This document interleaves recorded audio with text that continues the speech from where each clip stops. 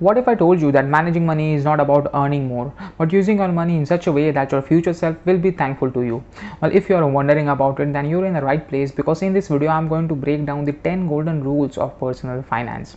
And since it is my last video of the finance basics series, think of it as an ultimate guide which you can follow in your life. So if you are new to my channel, my name is Aman, and in my channel I break down financial concepts into simplest way possible. So if you are someone who is pursuing their career in finance or wants to learn more about the topic, then I believe that this channel might be for you. Well, without wasting any further time, let's just start the today's video. Now, the first and one of the most important golden rule is pay yourself first. So as soon as you get your salary at the end of the month, even before paying your electricity bills, rent, groceries, or whatever expense that you have, try to dedicate at least 20% of your earnings towards your savings and investment.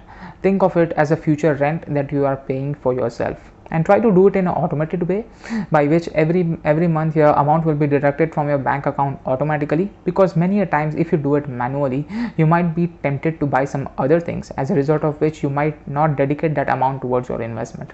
So automated way serves the best. Now the second rule is live beyond your means. Now people have a common misconception is that as soon as they start to earn more, they feel like they need to raise their living standards. Well, that is only the case if you are trying to impress the society. But the core of the wealth building states otherwise. It states that living beyond your means is best and one of the most effective ways to get rich quickly. And you can also follow the budgeting 50, 30 and 20 rule. I've talked about it in my previous videos. Well, always remember one thing, that delayed gratification today will always lead to financial freedom tomorrow. Third is building an emergency fund.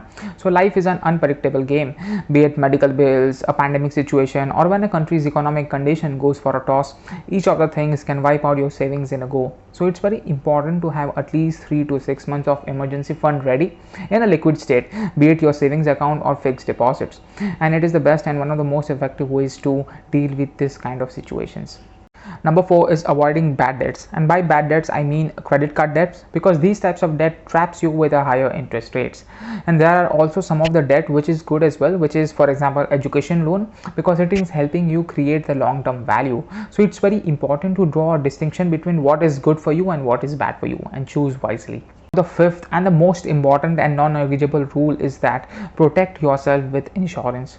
Remember, even if you have earned a considerable amount of money and you have earned a good return from your investment as well, remember, one illness or one accident will wipe out your entire savings. So it's very important to have both health insurance and life insurance as well, because it will act as a shield and would protect you from these kind of situations. In the first 5 points we have talked about the defensive strategies, so now we would be moving on to the offensive strategy. And the first offensive strategy and the sixth rule is investing early and consistently. Now remember, there is no right time to invest in the market.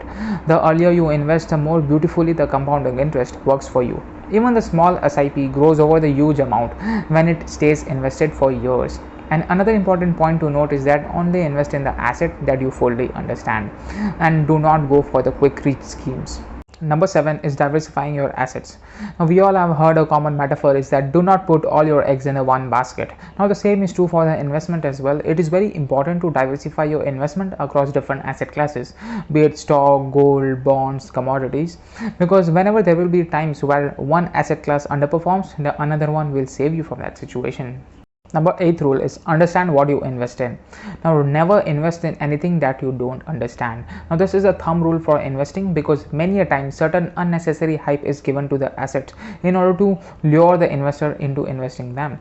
Now remember, always research before investing in any assets, or if you have a financial advisor, then consult with them before taking such decisions. Now the 9th rule is reviewing. Now remember, your investments are not a one-time thing. It is very important to review your investments and filter out those investments that have not generated the expected returns. Now in this way you would have a more control over your portfolio, and you would be more aware like where to put your money to. Now the 10th and the final rule is that keep learning and stay disciplined. Now remember, financial education is lifelong. There is no end to it. So it is very important to be open to learn new things, be it read new articles or maybe watch some videos related to it. And always remember one thing, wealth is built with discipline, not speed.